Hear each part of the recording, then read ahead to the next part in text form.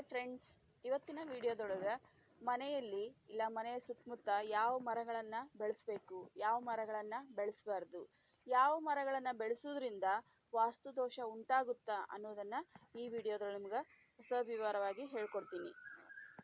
ನೋಡ್ರಿ, ಮೊದಲನೇದಾಗಿ ಹುಣಸೆ ಗಿಡ ಮನೆಯ ಹತ್ತಿರ ಮನೆ ಪರಿಸರದಲ್ಲಿ ಇರಬಾರ್ದು. ಇದರಿಂದ ಏನಾಗುತ್ತಂದ್ರೆ ವಾಸ್ತು ದೋಷ ಉಂಟಾಗುತ್ತೆ. ಹುಣಸೆ ಗಿಡ ನೆಗೆಟಿವ್ ಎನರ್ಜಿಯನ್ನು ಹೊರಹಾಕುತ್ತೆ. ನಮ್ಮ ಹಿರಿಯರು ಹೇಳಿದ್ ನಮ್ಗೆ ನೆನಪೈತಿ, ಹುಣಸೆ ಗಿಡದೊಳಗೆ ಭೂತ ಪ್ರೇತಗಳೆಲ್ಲ ಇರ್ತಾವು ಅಂಥೇಳಿ.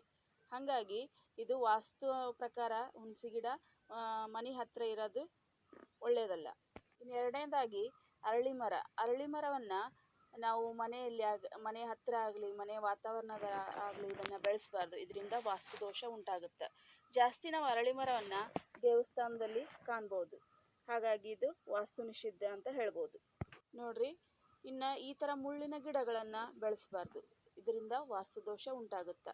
ನೋಡ್ರಿ, ಬಹಳ ಚಂದ ಹೂಗಳನ್ನು ಕಾಣ್ಬೋದು, ಆದರೆ ಇದು ವಾಸ್ತು ದೋಷ ಉಂಟಾಗುತ್ತೆ. ಈ ರೀತಿ ಮನೆ ವಾತಾವರಣದಲ್ಲಿ ಮುಳ್ಳಿನ ಗಿಡಗಳನ್ನು ಬೆಳೆಸಬಾರ್ದು. ಇನ್ನು ನೋಡ್ರಿ, ನೆಕ್ಸ್ಟ್ ಲಿಂಬೆ ಗಿಡ. ನೋಡ್ರಿ, ಲಿಂಬೆ ಗಿಡನೂ ಸಹಿತ ಮನೆ ವಾತಾವರಣದಲ್ಲಿ ಬೆಳೆಸಬಾರ್ದು. ಇದು ಸಹಿತ ವಾಸ್ತು ದೋಷವನ್ನು ಉಂಟು ಮಾಡುತ್ತೆ. ಆಮೇಲೆ ಈ ಥರ ಒಣಗಿದ ಗಿಡಗಳನ್ನು ಆ ಥರ ಬಿಡಬಾರ್ದು. ಒಣಗಿದ ತಕ್ಷಣ ಅದನ್ನು ತೆಗೆದು ಹಾಕಬೇಕಾಗುತ್ತೆ. ನೋಡ್ರಿ, ಇದರಿಂದ ಸಹಿತ ವಾಸ್ತು ದೋಷ ಉಂಟಾಗುತ್ತೆ. ಇನ್ನು ಲಾಸ್ಟ್ ನೆಲ್ಲಿ ಗಿಡ. ನೋಡ್ರಿ, ನೆಲ್ಲಿ ಗಿಡನೂ ಸಹಿತ ಮನೆ ವಾತಾವರಣದಲ್ಲಿ ಬೆಳೆಸಬಾರ್ದು. ಇದರಿಂದನೂ ಸಹಿತ ವಾಸ್ತು ದೋಷ ಉಂಟಾಗುತ್ತೆ. ಇನ್ನು ಬಿಳಿ ಹಾಲನ್ನು ಹೊರಹಾಕುವಂತಹ ಗಿಡಗಳನ್ನು ಮನೆ ಮುಂದುಗಡೆ ಬೆಳೆಸಬಾರ್ದು. ಇದರಿಂದ ವಾಸ್ತು ದೋಷ ಉಂಟಾಗುತ್ತೆ. ಈಗ ನೋಡ್ರಿ, ಪಪ್ಪಾಯ, ಇದರಿಂದ ಬಿಳಿ ಹಾಲು ಬರುತ್ತೆ. ಅದೇ ರೀತಿ ಹಲಸಿನ ಹಣ್ಣು, ಅದರಿಂದ ಬಿಳಿ ಹಾಲು ಬರುತ್ತೆ.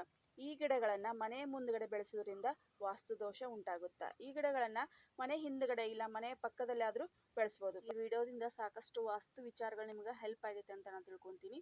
ಈ ವಿಡಿಯೋ ಇಷ್ಟ ಆತಂದ್ರೆ ಒಂದು ಲೈಕ್ ಮಾಡಿರಿ, ಶೇರ್ ಮಾಡಿರಿ. ಮತ್ತು ಮುಂದಿನ ವಿಡಿಯೋದಾಗ ಸಿಗ್ತೀನಿ. ನಮಸ್ಕಾರ.